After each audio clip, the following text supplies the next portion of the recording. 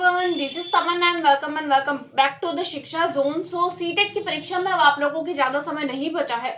अगर मैक्सिमम तरीके से देखा जाए तो 12 से 13 दिन आप लोगों के पास में है, क्योंकि आज आप लोगों की हो चुकी है 27 तारीख और 14 या फिर 15 तारीख को आप लोगों के एग्जाम है। तो इस तरीके से अगर देखा जाए तो सीटेट की परीक्षा में बहुत सारे जो है वो कैंडिडेट अपीयर होते हैं, लेकिन सीटेट की परीक्षा में ज्यादा कैंडिडेट पास नहीं हो पाते हैं। अगर आप लोगों ने बहुत ही अच्छे से प्रिपेयर किया है तो, और अगर आप लोगों ने बिल्कुल भी प्रिपेयर नहीं किया है तो दोनों कैंडिडेट्स के लिए ये वीडियो इक्वली इंपॉर्टेंट होने वाली है। और आज की वीडियो में मैं स्पेशली आप लोगों को बताने वाली हूँ कि सीटेट परीक्षा में आप लोग, अगर आप लोगों को कोई आंसर आ रहा है या नहीं आ रहा है, अगर आप लोगों को आ रहा है तो कंफ्यूजन होती है कि क्या इसका आंसर होगा, ए होगा, बी होगा, सी होगा, डी होगा।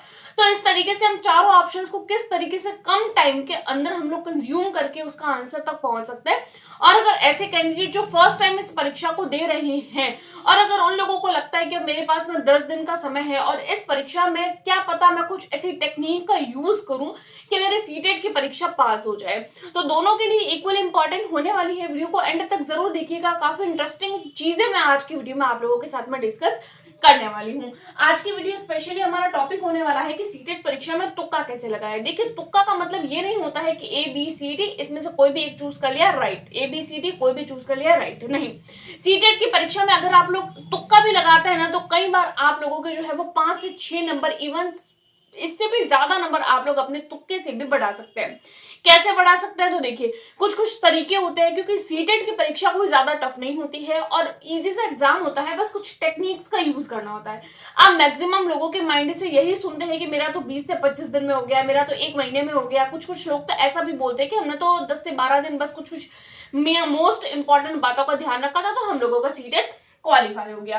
तो देखिए, अगर आप लोग इस तुक्का वाली टेक्निक को यूज करते हैं तो आप लोग जो है वो, मान लीजिए आप लोगों को जो है वो 90 नंबर तक के क्वेश्चन आ रहे हैं, लेकिन इस तुक्का वाली टेक्निक से आप लोग जो है वो अपने 5 से 6 नंबर, इससे भी ज्यादा मार्क्स आप लोगों के बढ़ सकते हैं। तो उसके लिए सबसे पहली टेक्निक्स आती है आप लोगों के टैग वर्ड्स की। जो टैग वर्ड्स होते हैं आप लोगों के पॉजिटिव और नेगेटिव टैग वर्ड्स, क्योंकि सीटेट की परीक्षा में आप लोगों ने देखा होगा कि अभी जो सीटेट का पेपर होता है वो काफी लेंथी होता है, बड़ा होता है और कॉम्प्लिकेशन वाले क्वेश्चन होते हैं। ऐसे में क्वेश्चन को पढ़ना, उसके आंसर देखना, देन उसका आंसर एलिमिनेट करके उसके आंसर तक पहुंचना, देन सर्कल करना। एक क्वेश्चन के लिए 1 मिनट का समय मिलता है और इतना लेंथी क्वेश्चन आता है कि हम लोग एक ही क्वेश्चन में 2 से 3 मिनट लगा लेते हैं। इस वजह से टाइम मैनेजमेंट नहीं कर पाते हैं। तो इस चीज को हम लोग शॉर्ट में कर सकते हैं हमारे टैग वर्ड के माध्यम से। यानी कि हम लोगों को क्या करना है, क्वेश्चन को पढ़ना है, क्वेश्चन में देख लिया कि क्वेश्चन कौन से टॉपिक के रिगार्डिंग है, उसके बाद में हम लोगों को देखना है, ये पता चल गया क्वेश्चन कौन से टॉपिक के रिगार्डिंग है। अब ऑप्शन देखने हैं, ऑप्शन देखने के बाद में कंप्लीट आप लोगों को 2-2, 3-3 लाइंस के ऑप्शंस को पढ़ना नहीं है आप लोगों को। देन जस्ट पॉजिटिव और नेगेटिव टैग वर्ड, उस एक क्वेश्चन में से आप लोग जो है वो टैग वर्ड को ध्यान में रख लीजिए। अच्छा, ये टैग वर्ड है पॉजिटिव है तो ये आंसर हो सकता है, ये नेगेटिव है तो ये नहीं हो सकता। तो टैग वर्ड के माध्यम से आप जो है वो अपने आंसर तक आसानी से पहुंच सकते हैं। फर्स्ट तो हो जाता है टैग वर्ड्स। आप लोग पॉजिटिव टैग वर्ड्स को भी ध्यान में रखिए, नेगेटिव, हर सब्जेक्ट के सेम होते हैं, कोई पॉजिटिव और नेगेटिव टैग वर्ड्स कोई ज्यादा टफ है, कोई ज्यादा जो है वो इसमें आप लोगों को पढ़ना नहीं होता है। 1-2 बार रीड करेंगे तो भी आसानी से हो जाएंगे। दूसरी बारी में आता है, आप लोग अगर देखेंगे कि अगर आप लोग सीटेट की परीक्षा दे रहे हैं तो एक हमारे पास में क्वेश्चन आता है, क्वेश्चन में हमारे पास में 3 ऑप्शंस होते हैं और उसके बाद में चौथा ऑप्शन कई बार ऑल वाला। तो मैक्सिमम टाइम ऐसे चांसेस रहते हैं कि ऑल वाला आंसर होने के चांसेस ज्यादा रहते हैं, क्योंकि मैंने भी सीटेट की परीक्षा दी है। हर साल हम लोग भी प्रिपेयर करवाते हैं, हर साल हम लोग क्वेश्चंस को देखते भी है, हर साल की पेपर 1 पेपर 2 दोनों पेपर देखते हैं।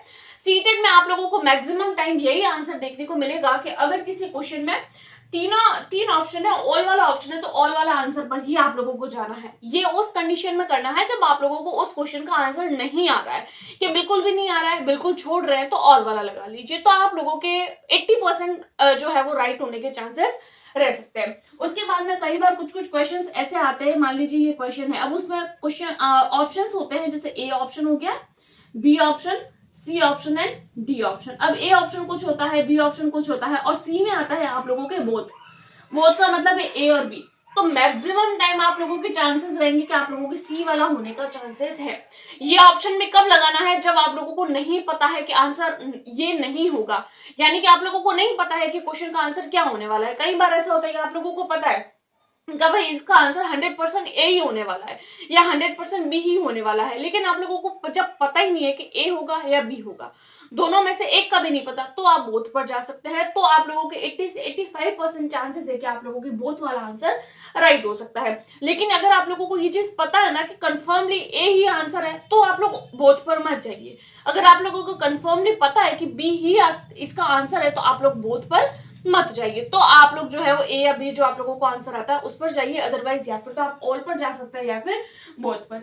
उसके बाद में आता है बड़ा आंसर। अब बड़ा आंसर का मतलब ये नहीं है कि वो लेंथी हो, उसके नंबर ऑफ जो लाइंस है वो ज्यादा हो। बड़े आंसर का मतलब है कोई भी क्वेश्चन हो उसका आंसर, जैसे कोई भी क्वेश्चन होता है तो उसके 4 ऑप्शन होते हैं, 4 ऑप्शन में से फर्स्ट, सेकंड, थर्ड, फोर्थ। अब मान लीजिए आप लोगों को उसका आंसर जो है वो लग रहा है, मान लीजिए 4 ऑप्शन है, ए आंसर, एक option, B option, C option और डी ऑप्शन, 4 ऑप्शन है।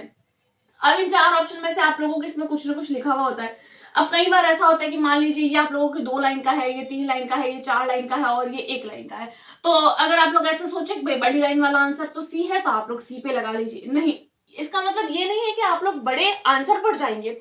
बड़े आंसर का मतलब है कि ऐसा आप लोगों को जो है वो आंसर ढूंढना है जिसमें तीनों ऑप्शंस इंक्लूड हो, यानी कि तीनों जो ऑप्शंस है वो आप लोगों को एक ही जो है वो आंसर में नजर आ जाए, तो वो ही आप लोगों का जो है वो आंसर राइट होने के चांसेस रहते हैं। कई बार होते हैं, जैसे ये वही चीज हो जाती है ऑल वाली चीज, इन्होंने ऑल डायरेक्ट नहीं दिया, इन्होंने इनडायरेक्टली ऑल दे दिया है। तो ये आप लोगों को समझना है कि इस चीज को हम लोग किस तरीके से जो है वो सॉल्व कर सकते हैं, किस तरीके से अपने आंसर तक पहुंच सकते हैं। तो आप लोगों को ध्यान रखना है बड़ा ऑप्शन, यानी कि तीनों जो ऑप्शन है वो इंक्लूड हो जाए किसी भी एक ऑप्शन में, तो वो आंसर आप लोगों के सही होने के चांसेस है।